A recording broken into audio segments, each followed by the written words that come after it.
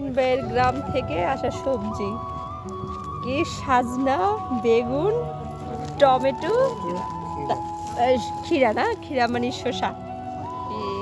ঠিক আছে, টাটকা টাটকা সবজি।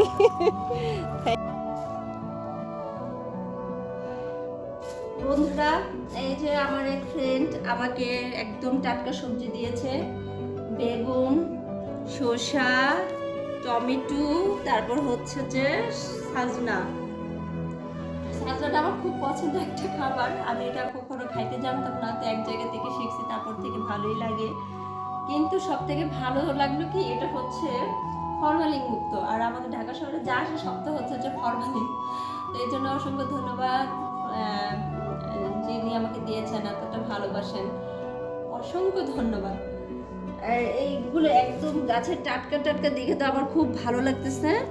আর এতগুলোকে আমি শেষ করতে পারবো, দেখি তাকে কিছু গিফট করতে পারি। অনেকগুলা। আর শসা তো দেখেন না, একদম মানে গাছের ওদের একদম তরতাজা, ফ্রেশ, একদম কচি কচি, খেতে ভালো লাগবে। তো আমিও বাইরে থেকে আসছি, খুব টায়ার্ড আসতে পারে। এগুলো বসে তারপর এলা ফ্রেশ হব। কেমন হয়েছে সবজিগুলো বলবেন এইমাত্র। আসসালামু আলাইকুম বন্ধুরা, কেমন আছেন আপনারা সবাই? আসলে কিছু কিছু স্মৃতি থাকে যেটা মন থেকে কখনো মুছে ফেলা যায় না বা ভুলাও যায় না।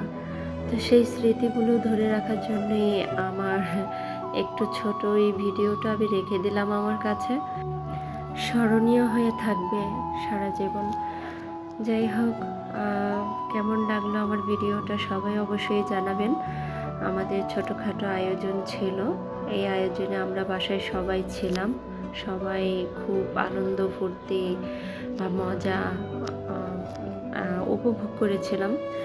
তো তারপর যে হঠাৎ করে কিছু জিনিস একদম চেঞ্জ হয়ে যাবে বা পাল্টিয়ে, এটা কখনো বুঝতে পারিনি।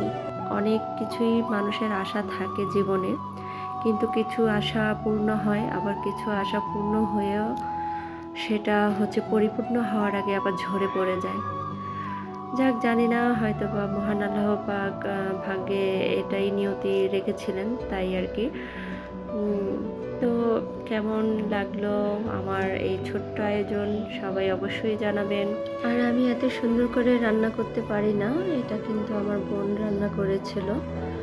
আর হচ্ছে আমি শুধু একটু রান্না করে দিলে খেতেই পারি, মোটামুটি চেষ্টা করি, পারি না যে একেবারে তা না, একটু চেষ্টা করি, কিন্তু এত সুন্দর করে পারি না। যাই হোক বন্ধুরা, অনেক মজা করলাম, কথায় কথায় অনেক কথাও শেয়ার করলাম, কেউ কিছু মনে করবেন না।